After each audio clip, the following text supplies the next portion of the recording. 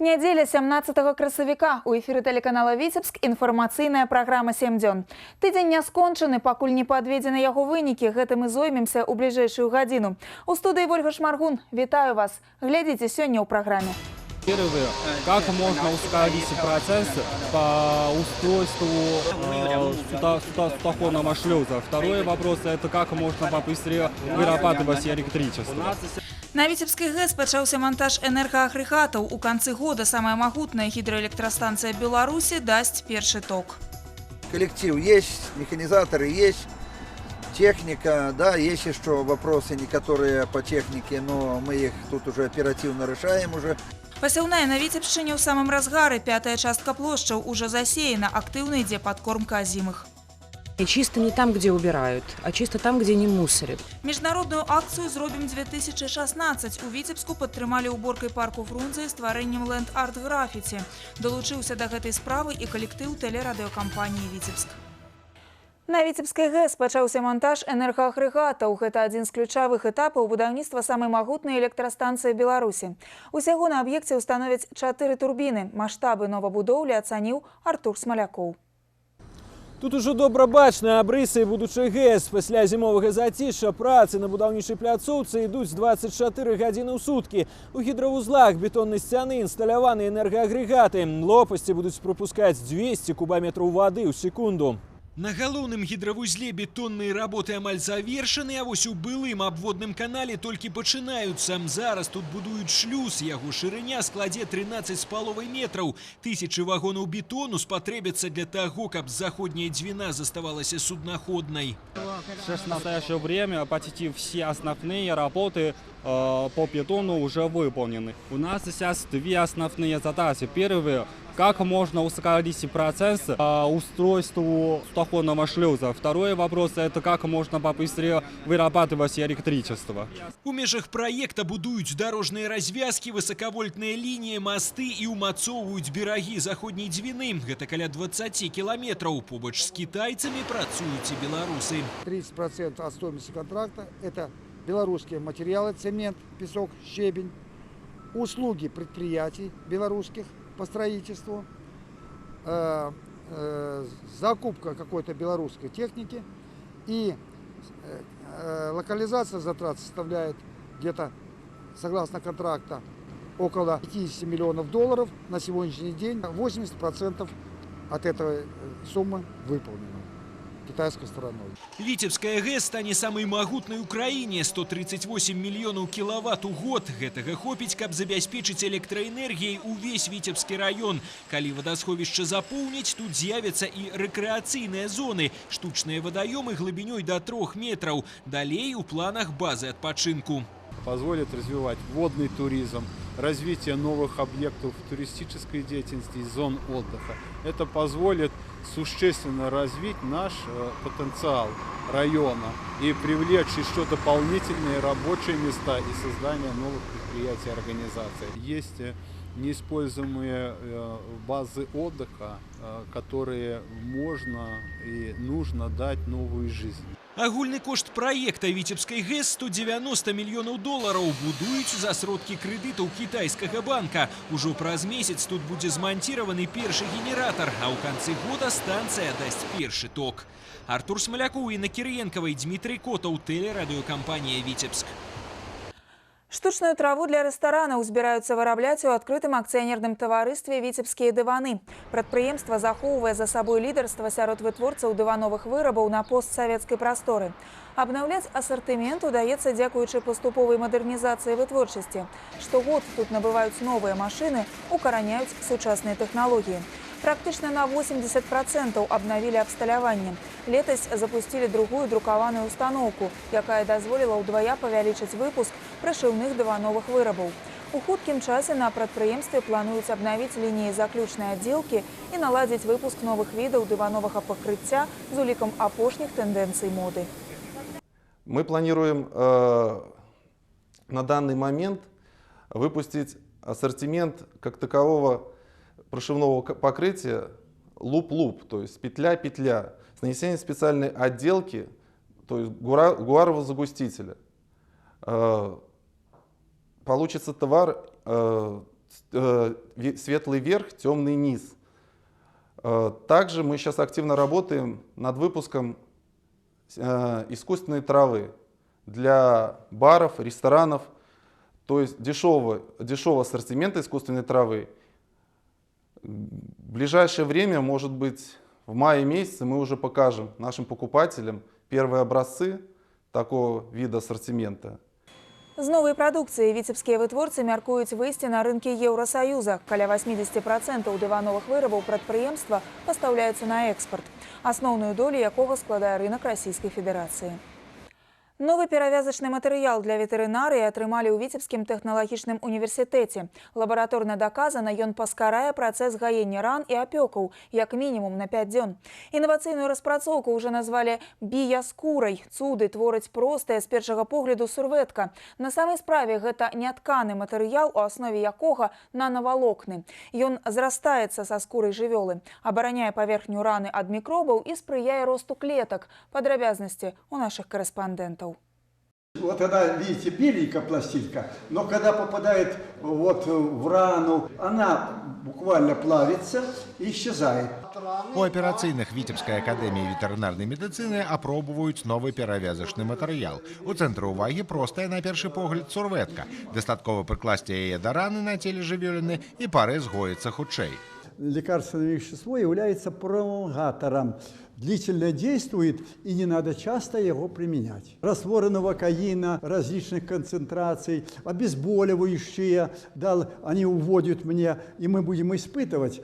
Новы перавязачны матэрыял распрацоўка маладога віцебскага навукоўца Іллі Дарашэнкі. У аспіранта тэхналагічнага універсітэта 2 гады пайшло на рэалізацыю амбіцыйнай ідэі стварыць аналаг біяскуры для жывёл. Этот небольшой кусочек белого материала состоит из 1000 слоев тончайших волокон, диаметры которого около 100 нанометров. Их размер и расположение способствуют росту клеток новых при заживлении раны, а также, проводя воздух, они задерживают бактерии, потому что поры в этом материале меньше, чем размер бактерий. Такая павязка зрастаецца са скурай жывёлы, а укаранёныя ў структуру валокнаў лекавыя рэчывы ўзмацняюць лячэбны эфект матэрыялу. Вучоны не выключае, што ў перспектыве гэта распрацоўка знойдзе ўжыванне не толькі ў ветэрынарыі, але і ў медыцыне. І на гэтым у навучальнай установе спыняцца не збіраюцца. Зараз у працы яшчэ адзін перспектыўны праект – ачыстка паветра ад бактэрый і шкодных лятучых рэчываў. Тэхналогію можна выкарыстоўваць у бальніцах, прамысловых цэхах,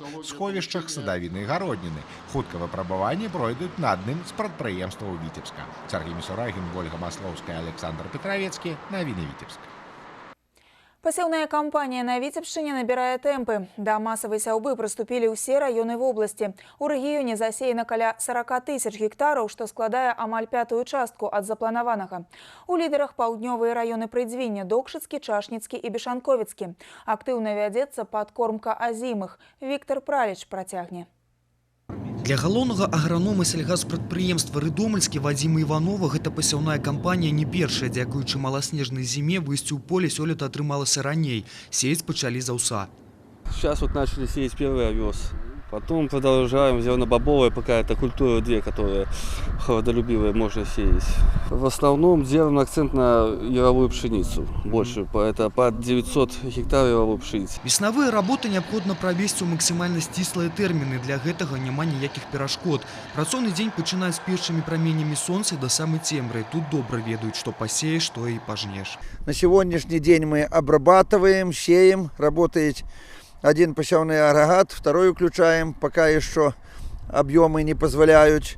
Значит, занимаемся подкормкой, полностью работает 2 отряда на твердых и на жидких удобрений по подкормке озимых. Ну и другие работы, которые сегодня позволяют проводить, все включена техника в работу. Актыўна на прадпрыемстве вядзецца і падкормка азімых. На сёння ў Рыдомельскім гэты паказчык складае каля 60% у агульных плошчаў. Техника не подводит, за зиму подремонтировали, как говорится. Подвоз, 2 маза подвозить, не стоим. Ну, за день гектар 70-80. Что сыровато, так озимое подкармливаем. Ну, многолетние травы, где можно в лесе там ездим. Аб заканчэнні вясення палявых работ тут не загадваюць, і справа не ў забабонах. Многае залежыць ад надвор'я. Папярэдні спецыялісты плануюць скончыць работы на наступным тыдні. Віктор Праліч і Леонід Табола, навіны, Талачынскі раён. Падчас вясенніх палявых работ пытанні аховы працы пад пільнай увагай. У Віцебскай вобласці з пачатку года на сельгаспрадпрыемствах адбыліся 5 няшчасных выпадкаў са смяротным зыходам. Наш корэспандэнт Юлія Устінова адправілася ў Бешанковіцкі раён і ўбачыла, як сочаць за бяспекай працы тэхнічныя інспектары абкама прафсаюзаў аграпрамысловага комплексу. У сельскагаспадарчым прадпрыемстве Вядзерава да палявых работ прыступілі ў пачатку красавіка. Засеяна каля 20% ад плана. Штодзень на палеткі выязджаюць да 35 адзінак тэхнікі. Мазы, пагрузчыкі, трактары. Тэхніка патрабуе уважлівага стаўлення. Своечасовае абслугоўванне дазваляе пазбегнуць значных паломак і гарантуе бяспечную працу. Больших поломок, больших простоев по технике, у нас как бы нет. Люди, те, которые закреплены за тракторами не 1 год, та техника больших проблем у нас не доставляет. То есть люди добросовестно относятся. На гэтым поле уносяць угнаенне. За рулем пагрузчыка опытный механизатор. Стаж у Александра Гайдукова больше за 27 годов. Технику безопасности это 100% у нас соблюдать. Если соблюдать, конечно, все будет нормально. Механизатор правила работы ведае, аптэчку ў парадку. Аднак опытный инспектор адразу заўважае, что не так. Вот замечание такое, как отсутствие ограждений вращающихся частей, карданов, там, зубчатых передач. Это замечание было главному агроному. Здесь присутствует на поле и инженер по охране труда. Уделить этому внимание, чтобы все-таки не надо здесь больших финансовых затрат, просто надо поставить на место эти защитные кожухи. Заўвага прынята. Выправіць не праблема. Аднак у пытаннях аховы працы дробязяў не бывае. Эксплуатацыя няспраўнага абсталявання і механізмаў, работа тэхнікі без ахоўных элементаў, грэбаванне нормамі і правіламі аховы працы – усё гэта можа стаць прычынай вытворчага траўматызму. Кантроль за працоўнай дысцыплінай таксама не менш важны момант. Па-ранейшаму актуальнай застаецца праблема ўжывання на працоўных месцах алкаголю. Трэць траўм на працоўных месцах адбываюцца за п'янства. Все проходят перед выездом в поле через алкотестер, проверяется их состояние. Потом напоминаем им ежедневно, что какие меры безопасности труда, чтобы не допустить травматизма на производстве. Так и перед началом посевной мы, конечно, детальный инструктаж провели со всеми, поэтому сейчас только напоминание. Безумоўна, важна своечасова праводзіць інструктажы па тэхніцы бяспекі, праверку ведаў. Аднак сапраўды эфектыўнай ахова працы будзе тады, калі тэорыя будзе рэалізоўвацца на практыцы. Юлія Устінова, Дмітрий Котаў, навіны, Бешанковіцкі раён.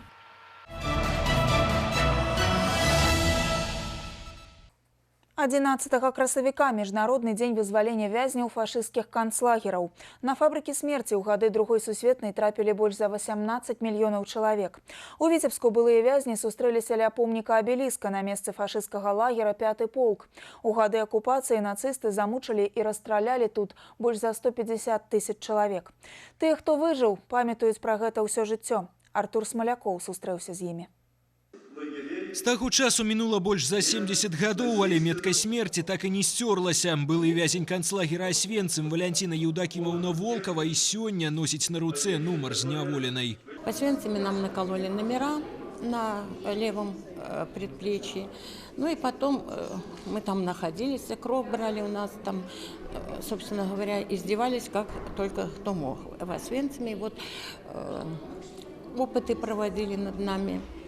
Ну, какие опыты там? Всякие. И кожные, и уколы делали очень часто, и кровь брали, и, короче говоря, отняли у матерей. Сёння ў вобласці пражывае каля 5500 былых вязняў фашызму. Штогод 11 красавіка яны вядуць урокі памяці ў віцебскіх школах. Біяграфіі гэтых людзей сапраўдныя урокі мужнасці для маладога пакалення. У 3-й віцебскай гімназіі ўспаміны пра апаленае вайной дзяцінства слухали, затаіўшы дыханне. Наше поколение должно помнить о тех зверствах, которые терпели наши деды и прадеды во время Второй мировой войны, Великой Отечественной войны. Вот. И я думаю, мы должны сделать все то, что в наших силах, чтобы не повторить этого в будущем. чтобы мы жили мирно в мирное время. В гимназии реализуется международный гуманитарный проект под названием «Какие наши годы?».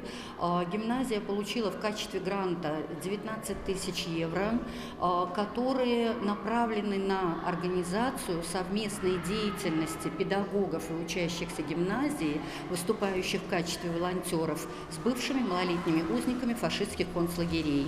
Это организация встреч с ними, это экскурсионные поездки, это работа огромного количества кружков различной направленности.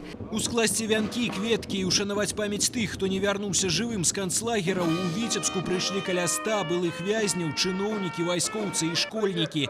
Сустрэча з ахвярамі фашызму ладзілася ля помніка абеліска на месцы лагера 5-й полк. Ён дзейнічаў да самага вызвалення горада. Штодзень на гэтым месцы гітлераўцы расстрэльвалі па 250 чалавек. Сёлета тут плануюць пачаць будаўніцтва мемарыяла памяці вязняў фашистских концлагеров. 20 плит, на которых будет написано количество погибших, и тогда на этом мероприятии молодежь не только увидит вот данное мероприятие, но и прочитает по каждому району, по нашей Витебской области, сколько замучено и погибло. Усяго за гады Другой сусветнай вайны праз лагеры смерти прайшлі 18 мільёнаў чалавек, з іх 5 мільёнаў грамадзяне Савецкага Саюза. Здаецца, гэта было даўно, але не для тых, хто прайшоў жахі канцлагера. Іх катавалі і марылі голадам, але не змаглі забраць здольнасць любіць і быць любімымі. Артур Смоляков, Кирилл Кайсберг, навіны Віцебск. Віцебск прыняў эстафету памяці. Абласны цэнтр стаў апошняй беларускай кропкай патрыятычнага аўтапрабегу «Зорка нашай вялікай перамогі». На карце маршрут выглядае як зорка. За месяц праекта аўтамарш злучыў больш за 100 гарадоў Беларусі і Расіі. У Віцебску разам з ветэранамі на плошчы сабралася і моладзь. Самы ўрачысты момант разгортвання сімвалічнага сцяга перамогі. Яго памер 200 квадратных метраў. Мы определяли такими позициями: города-герои, города воинской славы, города, награжденные орденом Отечественной войны первой степени, и города, которые внесли в историю не только Великой Отечественной войны, но и в современную историю особый вклад. Витебск – особый город для нас. Я считаю, что это важно для людей знать историю своих предков, которые защищали свою родину, своих родных, свой народ. Не надо забывать про предков, благодаря которым мы живем, дышим. Надо помнить, чтить тех, кто за нас тогда под пули лег.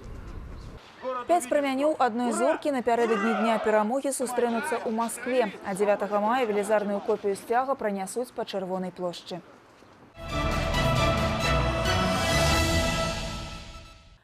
Першы ў рэспубліцы студэнцкі IT-атрад, створаны ў Віцебскай вобласці. Гэта стала вядома падчас другога абласнога моладзевага інтэрнэт-форуму. Ён сабраў больш за 60 актывістаў БРСМ, адміністратараў інтэрнэт-сайтаў, блогераў, фатографаў, журналістаў. Беларускі рэспубліканскі саюз моладзі ў інтэрнэт-прасторы вядзе тэматычныя групы і старонкі ў сацыяльных сетках. Мае свае каналы на відэахостынгах. Стварэнне студэнцкіх IT-атрадаў – новы від дзейнасці. Зараз размова ідзе пра каманду з 7 чалавек. Гэта маладыя маркетолагі, веб-дызайнеры і праграмісты. Пры падтрымцы кампаніі-партнёра яны будуць ствараць і прадаваць IT-прадукт, сайты, дызайн-праекты, контент. Прадастаўляць паслугі кліентам IT-атрад гатовы ўжо ў маі. Мы вместе с БРСМ решили организовать совместное мероприятие, совместную акцию. Это организовать студенческий IT-отряд. Почему с БРСМ? Потому что самая большая организация, наверное, молодежное объединение. То есть у них есть люди, у них есть талантливая молодежь, которая нам нужна. А у нас есть опыт в продвижении бизнеса, среднего малого бизнеса в интернете. Соответственно, мы организовываем малый бизнес студенческим движением и пытаемся выйти на рентабельность. На Витебщине есть авторы очень хороших проектов, которые являются победителями уже и на республиканском уровне.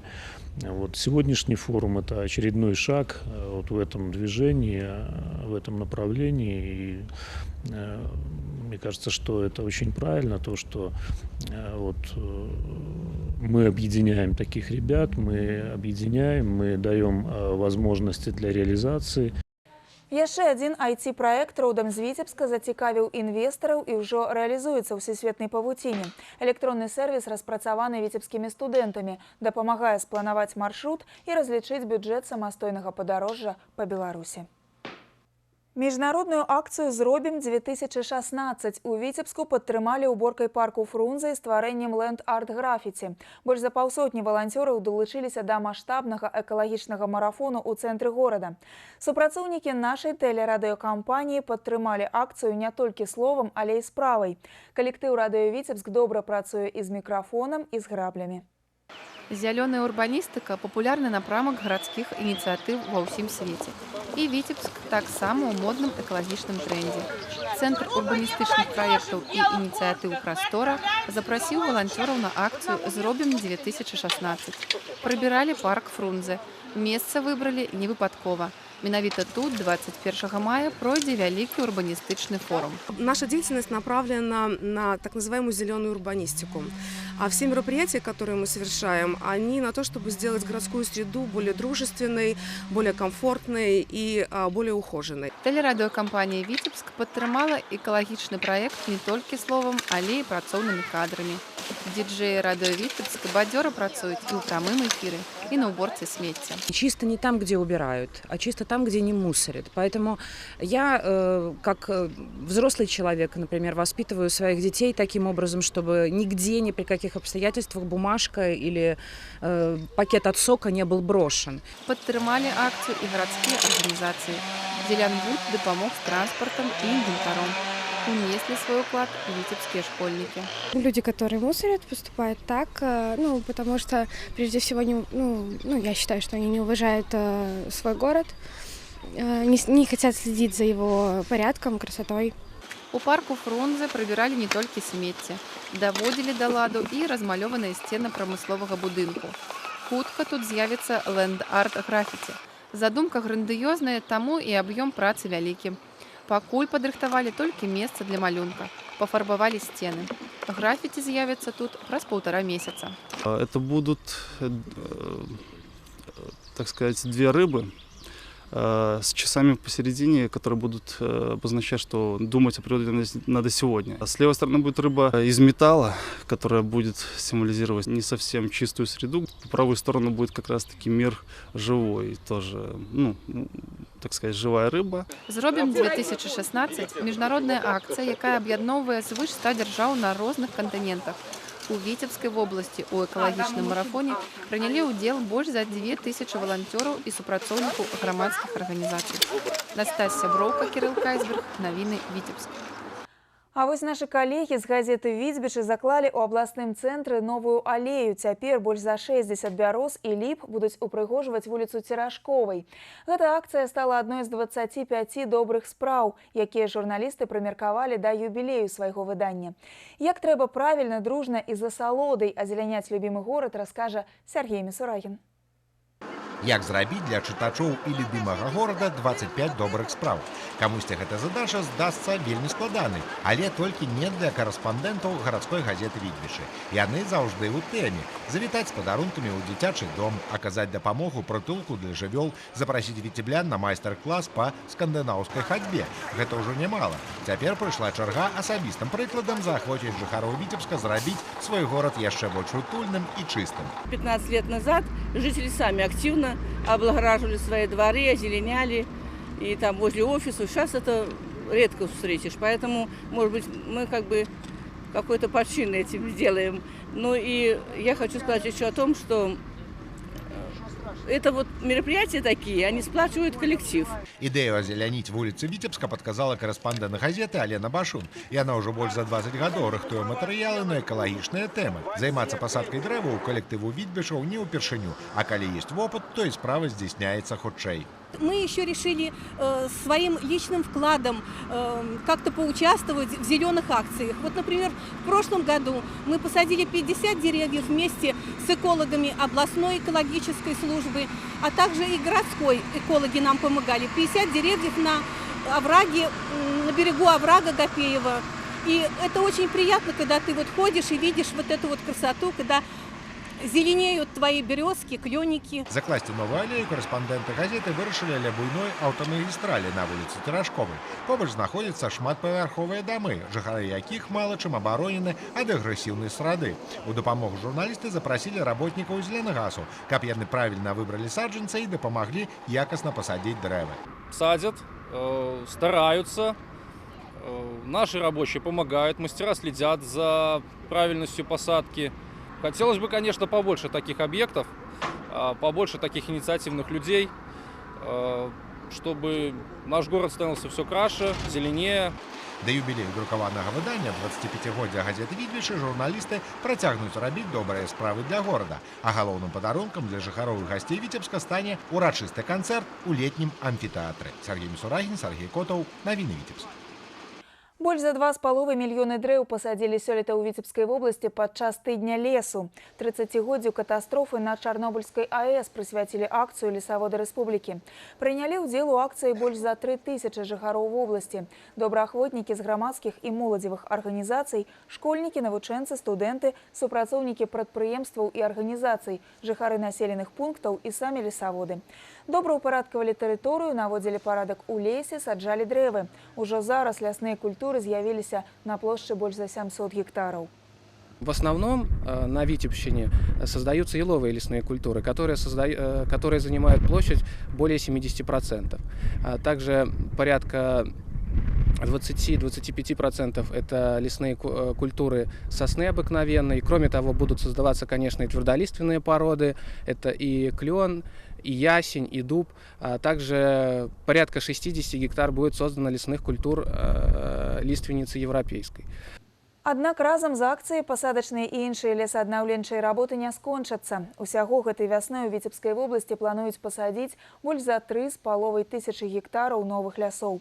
Дарэчы, леснікі плануюць выкарыстоўваць селекцыйны пасадачны матэрыял з удасканаленымі уласцівасцямі. Гэта палепшыць структуру лясоў, яе прадуктыўнасць і дасць эканамічны эфект.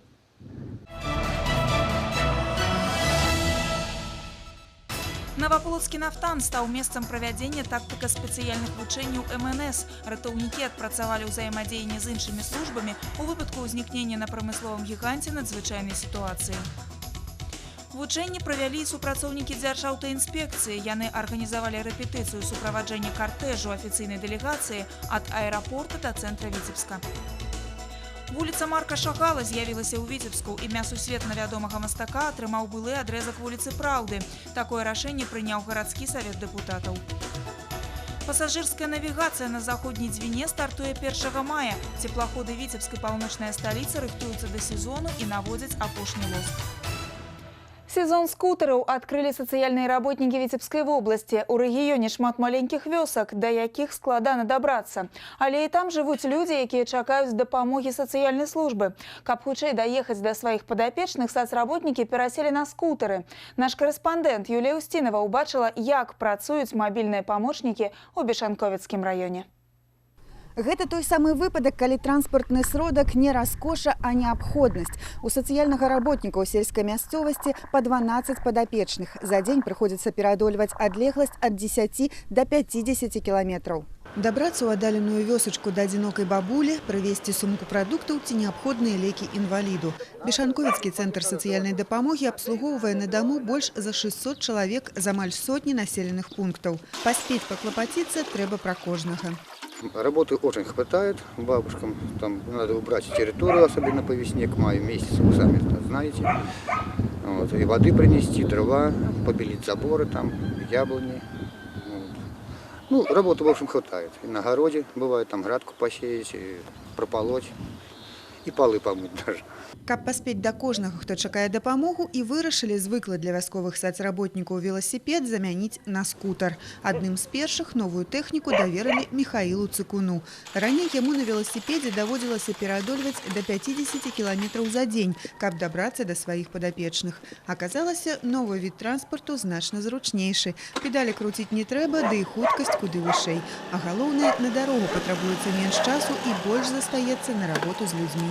Намного проще и быстрее можно уделить внимание, как говорится, людям больше. Ну, естественно, конечно, быстрее объезд. Вот где лекарства, где-то что-то можно доставить. В течение часа, там получаса можно доставить. Ацанілі новую тэхніку і пажылыя вяскоўцы, якія карыстаюцца паслугамі сацыяльнай службы. І неабходныя лекі з аптэкі цяпер хутчэй прывозяць, і на справы болей часу застаецца, і пагаварыць лішняя хвіліна ёсць. Помогаю, что надо, что скажу, в аптеку надо поездить. Это Яков Викторович провязеть, что надо, дров приносить, воду, ну, что, всякие, что скажу, мелочи, какие все делают. Набылі скутары за пазабюджэтныя сродкі. За грошы, якія самі супрацоўнікі тэрытарыяльнага цэнтра зарабілі на аказанні платных паслуг насельніцтву. Дарэчы, спектр такіх паслуг і іх аб'ёмы растуць. Лагічна накіроўваць заробленыя сродкі на ўмацаванне матэрыяльна-тэхнічнай базы. Зараз у транспартным парку Бешанковіцкай сацыяльнай службы 3 скутары. Обслуживание она несложная техника, экономичная, поэтому это очень выгодно, потому что очень отдаленные деревни, и соцработнику тяжело, будем так говорить, приехать, очень много времени затрачивалось на дорогу. Практыка паказвае, што з такой тэхнікай памочнікі сталі больш мабільнымі. У планах сацыяльнай службы набыць яшчэ пару скутараў. У тых, хто абслугоўвае аддаленыя вёсачкі, цяпер ёсць стымул атрымаць вадзіцельскае пасведчанне. Юлія Устінова, Дмітрый Котаў, навіны, Бешанковіцкі раён. На наступным тыдні 21 красавіка ў Беларусі адзначаць адзіны дзень здароўя. Ён будзе прысвечаны прафілактыцы хвароб сэрца. У Віцебскай вобласці традыцыйна ў гэты дзень у буйных гандлёвых цэнтрах будуць працаваць мабільныя пункты, дзе можна памерыць крывяны ціск і атрымаць парады ўрача. Каму хваробы сэрца невядомыя, дык гэта нашаму спартыўнаму аглядальніку Сергею Мисурагіну аптымізм і любімы від спорту. Вось яго рэцэпт здароўя. Так, Сергей? Так, Вольга, тым больш, што лепей балець за любімую каманду. На наступным тыдні аматарам спорту будзе дзе даць выхад эмоцыям. Нашы футбалісты і гандбалісткі вяртаюцца на родныя арэны. Футбольны клуб «Віцебск» упершыню ў гэтым чэмпіянаце згуляе на родным стадыёне. Сапернікам нашых землякоў будзе Іслыш Мінскага района. 2 дамашнія паядынкі правядзе і гандбольная каманда «Ганна». А вось валейбольнаму клубу «Марка» трэба ачкі здабываць на чужых пляцоўках. Пачну агляд з прадстаўнікоў гульнявых відаў спорту. У суботу 23 красавіка каманда абласнога цэнтра у 4-м туры чэмпіянату Беларусі на поле віцебскага ЦСКА правядзе паядынак супраць Іслышы з Мінскага района. Гэты матч стане першым у сёлетнім розыгрышы, які падапечныя Сергея Ясінскага згуляюць на дамашнім стадыёне. Кіраўніцтва і трэнерскі штаб каманды пайшлі на падобны крок дзеля таго, каб якасна падрыхтаваць поле да паядынку нацыянальнага розыгрышу. Пачатак сустрэчы ў 15 гадзін. А ў нядзелю 24 красавіка ў Наваполацку футбольны клуб «Нафтан» сустрэнецца з гарадзеяй. А да гэтага на арэне Лужысняцкага кадэцкага вучылішча жаночая гандбольная каманда «Ганна» ў спрэчцы за 5-8 месца ў розыгрышы памерацца сіламі са сталічным БНТУ-2 і брэсцкім Бярэсцем. Паядынкі запланаваны на 21 і 24 красавіка адпаведна. А вось валейбольны клуб «Марка» працягне ваяж па чужых арэнах. У розыгрышы плэй-офф нашы землякі апошні раз гуляюць на выездзе. З 22 па 24 красавіка ў Брэсце віцебляне памерацца сіламі з валейбольнымі клубамі «Жлобін», «Мапіт» і «Заходні Буг». А зараз да іншых тэм. З 19 па 23 красавіка ў Пінску пройдуць Алімпійскія дні Рэспублікі Беларусь па цяжкай атлетыцы. У гэтыя ж тэрміны Орша прыме першынство краіны па боксе сярод юніёраў. А ў сталіцы Беларусі юніёры разыграюць першынство краіны па настольным тэнісе. Ва ўсіх відах спорту спартсмены Віцебскай вобласці будуць прэтэндаваць на медалі ў асобных відах праграмы. І на гэтым, Вольга, у мяне ўсё. Прыйшоў час развітацца з табой. Дзякуй, Сергей, за цікавы спартыўны анонс, а мы працягваем.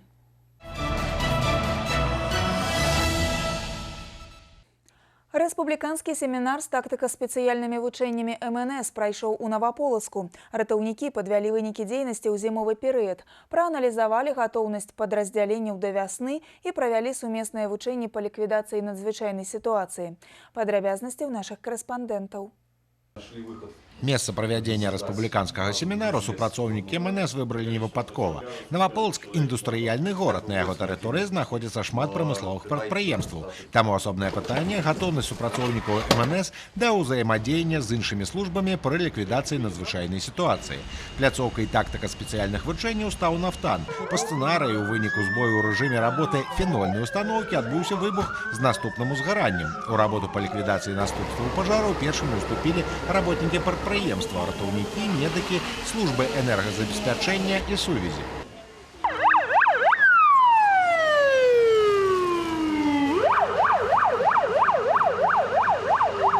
Пазней да працы па ліквідацыі ачага ўзгарання далучылася і брыгада пажарна-аварыйнага цягніка станцыі «Новополоцк». Те задачи, которые мы ставили, мы сегодня в полном объеме их отработали. Но стоит, наверное, заметить, что каждое учение – это еще, конечно же, пища для размышления, где наиболее у нас, может быть, какие-то тонкие места для того, чтобы совершенствовать дальнейшую нашу деятельность и довести, скажем так, наше взаимодействие до идеального варианта. У аперацыі па ліквідацыі вучэбнай надзвычайнай сітуацыі на другой фенольнай устаноўцы «Нафтана» прынялі ўдзел больш за 130 чалавек. Ад першых мер патушэння пажару і лакалізацыі ачага ўзгарання прайшло каля 15 хвілін. Ратаўнікі і іх памочнікі залік здалі. Сяргей Мисурагін, Юлія Рубцова, Сергей Пальцаў. Навіны Новополоцк.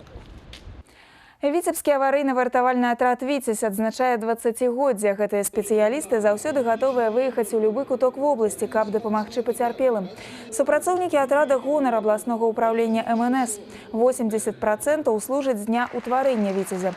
У кожнага некалькі спецыяльнасцяў. Павіншаваць універсальных салдат з юбілеем і памерацца з імі ў лоўкасці у Віцебск прыехалі прафесіяналы з усёй вобласці. Спаборніцтвы па пажарна-вартавальным спорце на базе атрада «Віцязь» далі старт юбилейным мероприемством. Из 90 человек личного состава 38 были награждены определенными премиями в конце года за мужество и героизм. Наши работники неоднократно становились победителями различных республиканских соревнований. Здесь в нашем отряде на сегодняшний день самая лучшая дежурная смена области работает. То есть ребята, я хочу сказать, свой долг, свою работу выполняет очень-очень даже на хорошем уровне. «Витязь» – то подразделение, которое сегодня служит примером в целом среди подобных подразделений нашей страны. По аналогу Витебского подразделения созданы такие же подразделения и в Могилевской области, и в целом в республике республиканский отряд специального назначения. А его предыдущий руководитель сегодня возглавляет вот такое же аварийно-спасательное подразделение страны. Я думаю, вот эти факты сами говорят за себя. Усяго ў спаборніцтвах прынялі ўдзел 7 каманд, у тым ліку госці са Смаленска. Сваё майстэрства яны дэманстравалі ў хуткасным уздыме ў акно 3-го паверха па штурмавой лесвіцы. Удзельнікам ад 6 до 50 гадоў. Самыя маленькія дзеці супрацоўнікаў МНС, якія рыхтуюцца пайсці па шляху бацькоў. За іх поспехамі сачылі ветэраны вартавальнай службы. У дзень юбілею атрада «Віцязь» заслужаныя ўзнагароды ім уручыў намеснік міністра краіны па надзвычайных сітуацыях. Супрацоўнікі Дзяржаўтаінспекцыі Віцебска на гэтым тыдні пакрокава адпрацавалі працэдуру суправаджэння афіцыйных асоб і дэлегацый падчас фестывалю мастацтва ў Славянскі базар. Вучэнні прайшлі па маршрутах следавання спецтранспарту. Падобны на сапраўдны картэж у суправаджэнні вартавых дарожнага руху праехаў ад аэрапорта па Маскоўскім праспекце і да цэнтра горада. Внимание, пешеходы, не выходим на проезжую часть, пропускаем колонну. Внимание, пешеходы, на проезжую часть не выходим. Наши сотрудники постоянно задействованы в сопровождении и охраняемых лиц, и делегаций официальных, поэтому будем активно использовать вот эти мероприятия. И хотелось бы повысить культуру наших участников дорожного движения, в части касающейся предоставления преимуществ в движении транспортным средством оперативного назначения, которые сопровождают и организованные транспортные колонны, и представителей и глав государств, и официальных делегаций. Поэтому, скажем так, складывается имидж нашего города. Нягледзячы на тое, што гэта была толькі трэніроўка, каля дзясятка штрафаў на вадзіцеляў-парушальнікаў накладзены сапраўдныя. Дарэчы, ігнараванне пунктаў правілаў дарожнага руху прадугледжвае як адміністрацыйную адказнасць, так і пазбаўленне правоў на кіраванне транспартным сродкам. Падлеткаў-экстрэмалаў знялі з даху цягніка ў Віцебску. Супрацоўнікі аддзела ўнутраных спраў на транспарце затрымалі 3 школьнікаў 16 і 17-гадовага ўзросту, якія на станцыі Лучоса забраліся на дах дызеля Віцебск-Орша і праехалі на ім да наступнага прыпынку. У мясцовых зачэпераў, так называюць сябе людзі, якім больш падабаецца ездзіць не ў вагонах, а на іх, праваахоўнікі канфіскавалі відэакамеру. Свае чыгуначныя прыгоды хлопцы здымалі, каб затым размясціць відэа ў інтэрнэце. Падчас разбіральніцтва высветлілася, што такія небяспечныя забавы школьнікі практыкуюць не ўпершыню. Родители не были в курсе такого хобби детей, времяпровождения для досуга. Для них это было в новинку. В своих пояснениях двое несовершеннолетних они пояснили, что неоднократно находились вблизи железнодорожных путей, изучали время следования поезда, время отправления, когда машинист отпускает тормоза, где воздушный карман, где зона слепой видимости, чтобы машинист их не увидел. Цяпер бацькі непаўнагадовых экстрэмалаў павінны будуць заплаціць за дзіцячыя забавы штраф да 3 базавых велічынь. Адміністрацыйная адказнасць прадугледжана за парушэнне правілаў праезду на аб'ектах чыгуначнага транспарту. Трапіў пад гусеницы. У Лепельскім раёне ваенны гусенічны цягач зачапіў аўтамабіль «Нисан». Здарэнне адбылося на тэрыторыі палігона вайсковай часці. На іншамарцы хлопец прыехаў наведаць сябра. Ён пакінуў аўтамабіль на ўскрайку дарогі. Аднак масіўная ваенная машына не змагла аб'ехаць прыпаркаваны красовер. У выніку ў «Нисана» пашкоджаны амаль увесь бок ля месца вадзіцеля. Як цяпер будзе кампенсаваны рамонт аўтамабіля і каму канкрэтна прад'яўляць іск, уладальнік машыны пакуль не ведае.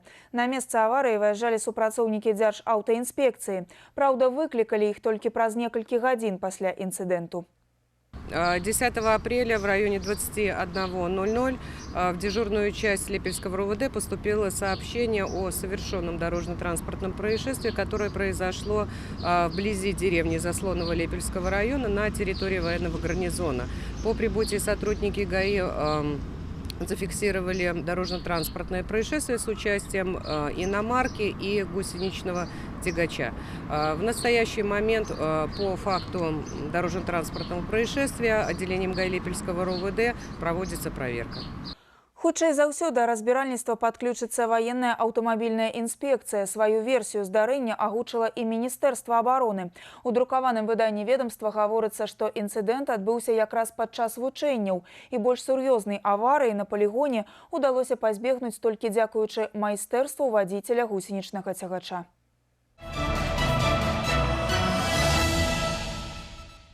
Камітэт дзяржкантролю па Віцебскай вобласці выявіў парушэнні ў налічэнні аплаты за камунальныя паслугі ў рэгіёне. Як аказалася, камунальнікі з памылкамі разлічылі кошт паслуг па санітарным утрыманні дапаможных памяшканняў у жылых дамах. У прыватнасці, у 2 віцебскіх жрэтах, у залежнасці ад дому, памер платы па гэтым пункце жыроўкі адрозніваўся ў 8 разоў. Акрамя гэтага ўстаноўлены факты халатных адносін работнікаў, якія павінны здымаць паказчыкі лічыльнікаў электраэнергіі. Гэта потягнуло за собой предъявление жыхарам повышенной платы за яе расход.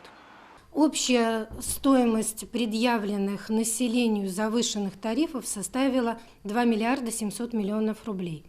По предписанию Комитета госконтроля Витебским облисполкомом оперативно принято решение, и при формировании стоимости платежей за февраль произведены соответствующие перерасчеты. Следует отметить, что с выходом 107-го указа в принципе стабилизация обстановки произошла. Указ президента номер 107, які прадугледжвае максімальныя памеры плацяжоў за жыллёва-камунальныя паслугі, на асаблівым кантролі ведомства будзе до конца года. Вода ў падвалах, сырасць у кватэрах. Гадамі жыхары дома номер 10 па вуліцы Шумілінская ў Віцебску б'юцца з гарадскімі службамі за паляпшэнне жыллёвых умоў. Камунальнікі прызнаюць іх здавальняючымі і не спяшаюцца правесці капітальны рамонт дома. У сітуацыі разбіралася наш корэспандэнт Інна Кірыенкава. Люди на болоте, так называют себе жыхары дома. Не пашанцавала им адразу, як толькі засяліліся, а гэта больш за 40 гадоў таму. Менавіта столькі церпяць яны водную навалу. Падвалы не просыхаюць. Нават у сухое веснавое надвор'е бачны наступствы нядаўняга потопу. Жыхары абараняюцца як могуць. Все обставил шифером, потому что все-таки асбест, он держит сушь, а он шифер сырой сверху. А рукой, если потрось, она мокрая.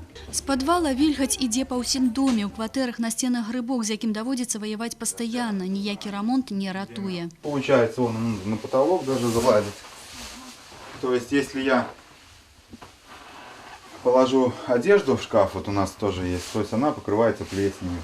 Людзі ўжо стаміліся стукацца ў розныя інстанцыі, перапіска доўжыцца гадамі і пакуль безвынікова. Обращались и в Дом управления, и в ЖРЭТ обращались, и в городскую власти, и в городским властям, и в то же время еще по горячей линии обращался, и в облсполком. Но ответ не все как приедет комиссия, и сразу у вас ответ, у вас все отменно, и у вас сухо. Крыши, если привезли 2 трубочки рубероида, так они такими, как говорят, лапичками, кусочками. А человек живет на 3-м этаже, льет на голову вода. Ну и попробую, что докажи. Адзінае, чаго ўдалося дабіцца – уцяпленне сцяны, і тое не поўнасцю. Зліўны калодзеж установілі. Аднак заўважаюць, ад вільгаці ў кватэрах так і не ўратаваліся. Ночью включаем обогреватель, включаем кондиционер. Вот. Очень сыро, лужи перед подъездом. Детей на руках заносим в квартиру. Вот. Один одного, второй второго, идем. Тое, што дому патрэбны дрэнаж, прызнаюць і камунальнікі. Аднак у наяўнасць вады ў падвалах верыць адмаўляюцца. При строительстве дома строитель не был там сделан дренаж. Поэтому, да, бывает сырость в подвале, но большого там воды там никогда нет. Там нет горячей воды. Конечно, улучшить жизнь людей, улучшить состояние дома, там капремонт необходим. Ну, в этом году, к сожалению, он не запланирован. Вось і даводзіцца жыхарам злашчаснага дома спадзявацца на цуд. Раптам камунальнікі злітуюцца і нарэшце паставяць іх дом у чаргу на правядзенне капітальнага рамонту. Інна Кіріенкова, Александр Прыстаўка, навіны Віцебск.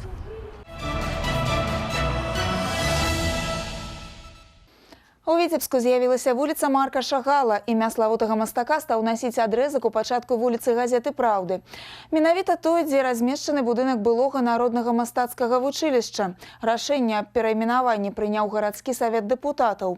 Зараз актыўна вядуцца працэдуры, звязаныя з дакументальным пераафармленнем. Ці стане вуліца Марка Шагала чарговай турыстычнай жамчужынай Віцебска, паспрабаваў даведацца Віктор Праліч. Дырэктар Віцебскага цэнтра сучаснага мастацтва Андрэй Духоўнікаў прызнаецца, што такога рашэння ад улады творчая інтэлігенцыя горада чакала даўно. Віцебск, які ведаюць далёка за межамі, дзякуючы Марку Шагалу, павінен быў даўно увекавечыць імя свайго геніяльнага сына не толькі ў мемарыяльным музеі. Идея такая, что улицу превратить в какое-то супрематическое художественное какое-то такое пространство. Да? Ведь на самом деле по затратам это не очень много. Вот. И если те эскизы, которые предлагаются, будут, скажем так, встретят, да, какой-то отклик, то это будет уникально вообще. Не только для Витебска, а и вообще для, может пафосно звучит, но для мировой культурной общественности тоже. Новую назву атрымаў адрэзак вуліцы Праўды паміж вуліцамі Леніна і Калініна. Працягласць вуліцы Шагала 500 метров. Новых шыль тут пакуль няма, але ў хуткім часе яны зоймуць сваё месца. Витебским городским исполнительным комитетом было направлено соответствующее письмо в Шагаловский комитет в Париж, во Франции, который возглавляет внучка Марка Шагала. После чего был получен ответ согласования, в котором указывалось, что Шагаловский комитет согласовывает переименование или название новой улицы, но была высказана просьба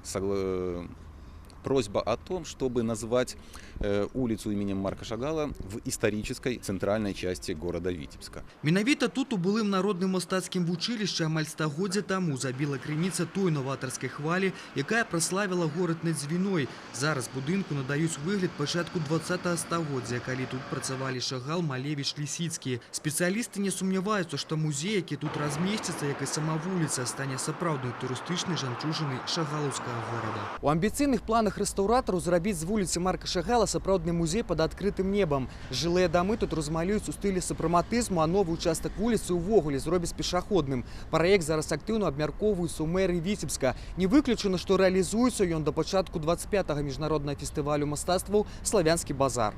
Віктор Праліч і Кірыл Кайсберг, навіны Віцебск. Пленэр, так назвала свой живописный вернисаж полацкая мастачка Наталья Каржыцкая. 30 маляўнічых палотнаў размясціліся ў Віцебскім абласным мастацкім музеі. Аўтар прымеркавала выставу да 30-годдзя заканчэння мастацка-графічнага факультэта ВДУ імя Машэрава. Пленэр для Натальі Каржыцкай бяздонная крыніца ўражанняў. Пісаць на натуры яна любіла з дзяцінства, калі вучылася яшчэ ў дзіцячай мастацкай школе. Побач з пейзажамі і нацюрмортамі і абстрактныя работы, якія таксама былі напісаны мастачкай на открытом поветре. Эти работы были выполнены все исключительно на пленэрах. Даже те, которые абстрактные, скажем, те же самые, которые назывались «Друзский дневник», это были работы, выполнены в то время, когда шел дождь. То есть шла какая-то ассоциация, шла какая-то тема, и она вот воплощалась в такую работу. Невозможно было рисовать на улице. Те цветы, которые здесь показаны в экспозиции, тоже нарисованы, как раз сорваны на улице, или вот даже те же лилии, которые они росли в палисаднике. То есть всему служила натура основа. Творчесть Натальи Каржыцкой вельми легко уписывается в контекст школы Витебской. Потому что один из первых ее наставников, Иван Михайлович Столяров по акварели, и эта школа отчувается литерально во всем. У той педантичности, у той деликатности подхода до натуры, у той корректности працы с материалом. Это все идея, скажем, от Витебского. Наталью Каржыцкую добра ведаюць не толькі па жывапісных работах, але і па музейнай справе. Яна ўзначальвала музей гісторыі і культуры Новополацка. Зараз выкладае гісторыю мастацтва, жывапісу і малюнка ў Полацкім дзяржаўным універсітэце. А яшчэ яна аўтар навуковай канцэпцыі экспазіцыі Полацкай мастацкай галерэі. Вядомы майстар па ткацтву Тацяна Козік прадставіла свае малюнкі ў паветры ў Віцебскім мастацкім музеі. Яе творы не толькі выдатная спроба замацаваць у нашым часе паэтыку і традыцыі беларускага ткацтва, але і своеасаблівае жаданне звярнуць увагу на магчымасці сучаснага тэкстылю, які зараз перажывае адраджэнне. Трапляючы ў выставачную прастору, дзе размясціліся творы выдатнага майстра з Полацка Тацяны Козік, нібы акунаешся ў чароўны свет тэкстылю. Вакол дзіўнай прыгажосці вырабы, затканыя рукамі і творчай фантазіі аўтара. За 30 год дзейнасці Тацяна не толькі добра асвоіла любімую з дзяцінства справу, але і прыўнесла сваю індывідуальнасць і своеасаблівую паэтыку. А я практично бачу большасці этой працы, як ствараліся, бо я ёсць муж Тацяны. Да. І я просто бачу всю эту эволюцию, мастацкую эволюцию, от первых яе таких гладких гобеленов, таких традыцыйных, як есть такая традыцыя беларускіх гобеленов. Увогуле, я лічу, что есть две школы беларускага гобелена, это Менская школа и Витебская школа, они вельмі адрозніваюцца. Вось Тацяна, як прадстаўніца Витебской школы, и вот тым яе адметнасць. Асаблівую увагу ў сваіх работах Тацяна Козік надае аб'ёму, таму яе тэкстыльныя пано і аб'екты так цікава і выразна выглядаюць у прасторы. Яны могуць стаць упрыгожваннем любога інтэр'еру. Тое, што атрымліваецца ў выніку, уражвае не толькі мастацкімі вартасцямі, але ідэйнасцю сваёй і, безумоўна, сваёй беларускасцю. Бо тэма – гэта такі вядучы камертон своеасаблівы ва ўсёй ёй творчасці. На выставе «Малюнкі ў паветры» аўтар імкнулася прадэманстраваць увесь дыяпазон сваёй творчасці. Ёсць тут і традыцыйныя кампазіцыі гладкага ткацтва, і эксперыментальныя работы з ільном. Дызайн жаночага адзення – адзін з любімых заняткаў Тацяны. Прывабліваюць і творы, зробленыя ў тэхніцы батык, і тэкстыльныя аб'екты ў спалучэнні з рознымі матэрыяламі. Аўтарскай фантазіі няма межаў. Я гэтым жыву, і таму я не адчуваю, вот это я следую модзе, ці я не следую модзе, разумееце? Я іду, я ўбачыла вот, прыгожую сетку, думаю, это ж так класна, з ёй можна нешта рабіць, разумееце? І я пачынаю рабіць гэта. Заўсёды гэта ўсё лётае ў паветры, як і тыя малюнкі, разумееце? Гэта нельга нечаму, так сказаць, вось гэта таму, што гэта атрымліваецца так. Не. Яно вот не ідзе ў паветры ўсё. Так, работы Тацяны – адлюстраванне яе мар, думак, пачуццяў. Не выпадкова, што птушка, вольнае паветра – любімыя сімвалы ў творчасці мастачкі. Малюнкі ў паветры будуць выстаўляцца ў мастацкім музеі на працягу ўсяго красавіка. Тацяна Івановская, Кірыл Кайсберг, навіны Віцебск.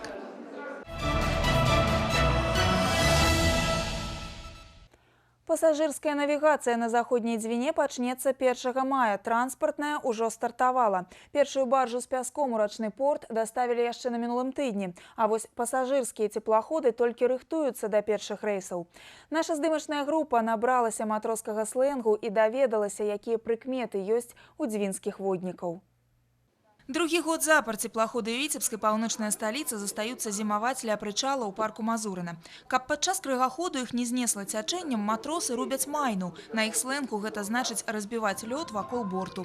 Перагнаць судны ў порт не дазваляе мелкаводдзе. І калі звычайны сезон рачных прагулак працягваўся з мая па кастрычнік, то 2 апошнія гады матросы больш сумуюць на беразе. Пры малой вадзе ёсць небяспека сесці на мель. Были очень короткие навигации, потому что уровни воды были очень низкие. Ну, может, это зависит от жаркого лета, может, зависит еще от других факторов. И теплоходы даже при осадке 50 сантиметров не могли работать. Если подъем воды невысокий, и обычно это по предметам, значит, вода держится всю навигацию. А большая, когда вода быстро сходит. Ну, а тут уже сейчас приметы не идут. Для капітана Віктора Хвастоўскага сёлетняя навігацыя стане 43-й па ліку. Ён выхадзец з сапраўднай воднай дынастыі. Уся яго кар'ера працякала на гэтай рацэ. Тут Віктор ведае кожны камень на дне. Заходнюю дзвіну называе строгай. Занадта много сюрпрызаў яна рыхтуе. Стаць марскім ваўком капітан ніколі не марыў. Яму бліжэй рачныя прасторы. Когда начинает блестеть речка, весна, то начинается какое-то внутри непонятно что. Тяга опять к работе, к воде.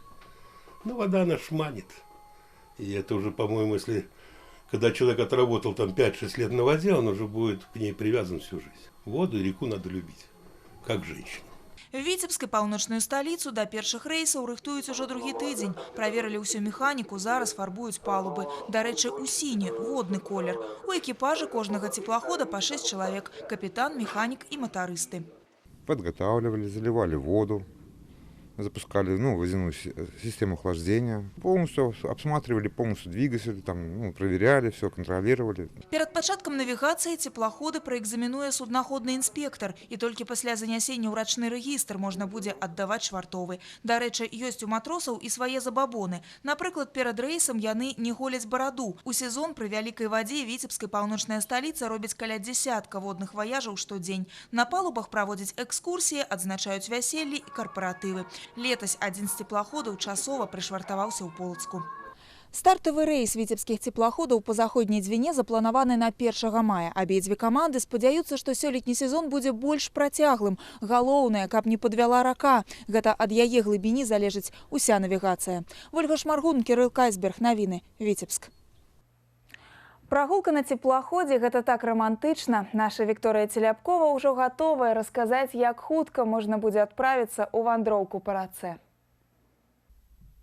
Добрый день. На жаль, наступны тыдзень цяплом не парадуе. Прагулкі нават па рацэ трэба будзе адкласці. У панядзелак слупкі тэрмометраў пакажуць не вышэй за плюс 10.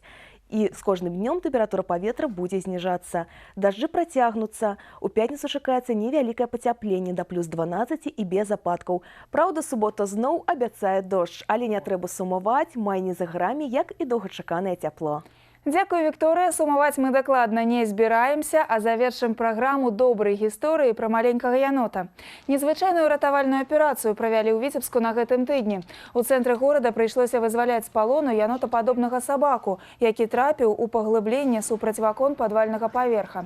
Трывогу забілі супрацоўнікі мясцовага шэйпінг-клуба перад пачаткам працоўнага дня.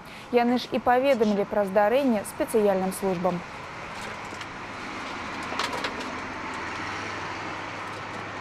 Сразу не смогла понять, что это за животное. То есть было похоже на то ли собака, то ли кот большой. Но потом ближе смотрела — енот.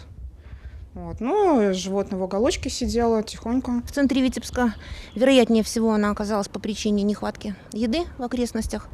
Очень часто енотовидные собаки приходят в город или в какие-то деревни, где есть легкая пища. Они всеядные считаются. Прыкмет шаленства ў жывёлы спецыялісты не выявілі і дзікага звера выпусцілі ў лес пад Віцебскам. Рабіце добрыя справы, і тады свет стане крыху лепшым. Гэта была выніковая праграма «7 дзён». Сустрэнемся ў эфіры і толькі добрых навін у ваш дом.